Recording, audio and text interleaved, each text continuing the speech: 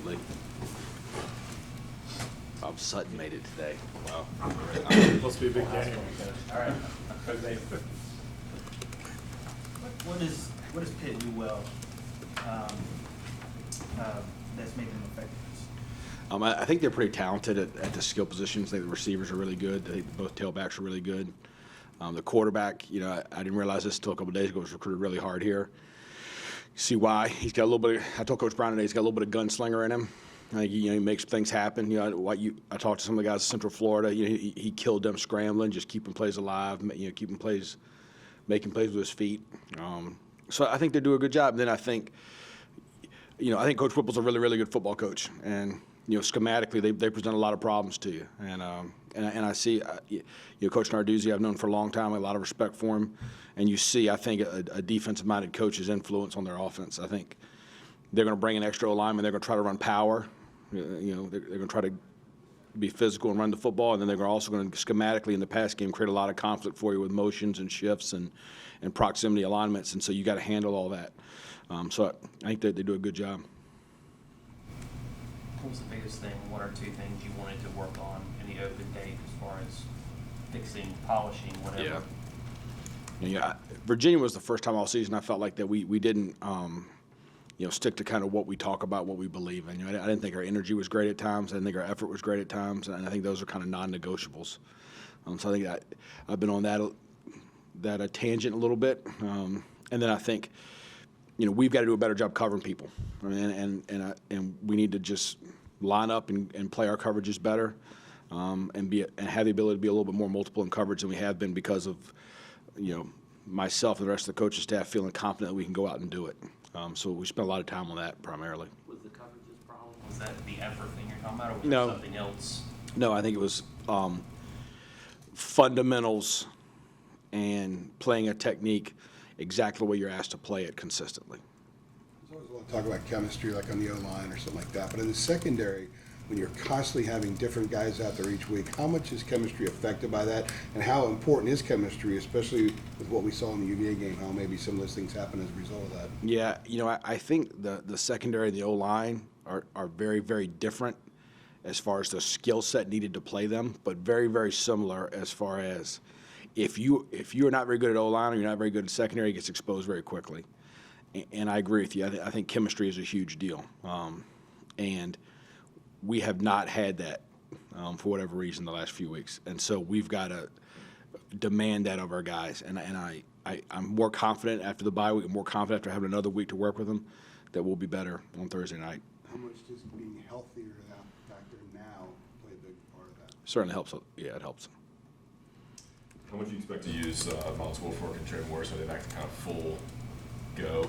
I would say probably about like we played them against UVA, in spurts. Is that just because they're not fully healthy, or you're just getting used to Getting back into the flow of things, who's playing better. It's hard to miss a month of football and come right back in and jump in and play at the level these kids are asked to play. And what happens is, hey, you miss time. There's another kid out there who's just as talented, who's all of a sudden is playing better, and we have more confidence in. So part of it is who played better when they were in there, and part of it is trying to maintain some sense of consistency back there a little bit too. I think the long Perkins run was about as animated as we've seen you on the sideline. What did you see on that play that got you, other than the fact that they scored? So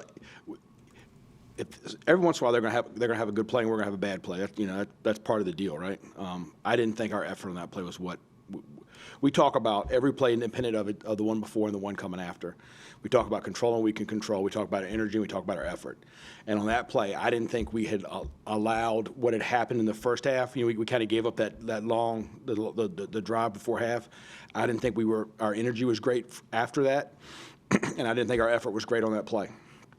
And so the one thing that's going to get me fired up is effort, and I think our older kids knew it. So I think we played better after that. But if we don't give up that long run, who probably win the football game. We haven't seen as much production out of Tamon Fox in terms of stats. What do you see on tape from him? Because he started off with a really big season. I think people are blocking him a lot more. Right. Yeah, I got to do a better job getting him in position to make plays. There's zero 0% less effort, less activity, less performance by Taman. I think people are doing a good job of keeping him and Jason away from the quarterback. Getting doubled or chip blocked. Yeah, I mean, Virginia chipped him almost every play. That was a drop back. So, part of it is with Dominic Ross on the other side, we're presenting a little bit more problems there for pass rush, and people are having to make some decisions. And I think you've seen Dominique's stats kind of spike a little bit because I think people are starting to say, we're not going to let 12 beat us. And I got to do a better job getting him in position to affect the game more and not get doubled, not get chipped. I asked this question to long ago. What's different than you expected now than maybe you expected into the job in December about UNC, this team, coaching staff, players? Anything kind of stands out that strikes you?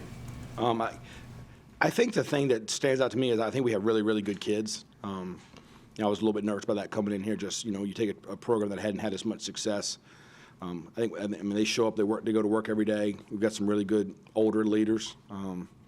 So I think that's been a positive success. I mean, a positive experience for me.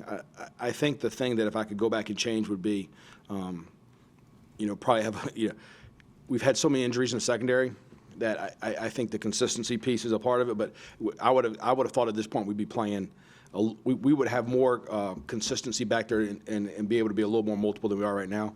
And I think that's got to improve going forward. Does that mean cross training more in the preseason or getting more players in positions? Yeah, I think maybe having the ability to handle an injury or two better than we did.